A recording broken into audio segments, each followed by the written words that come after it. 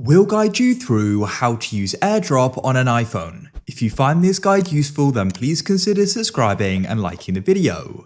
AirDrop is a way of transferring files, photos, and more between Apple devices. So let's get started.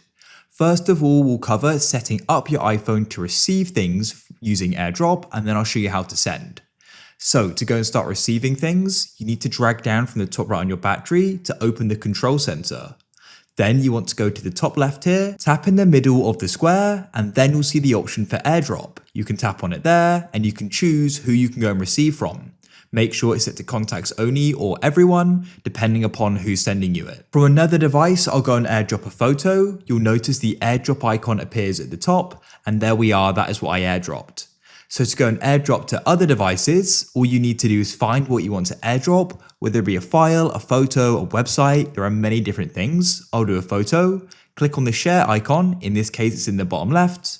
You can then go down and you should see the option for AirDrop. Click there and you'll go and see the devices. In this case it's going to found this iPhone here which I can tap on.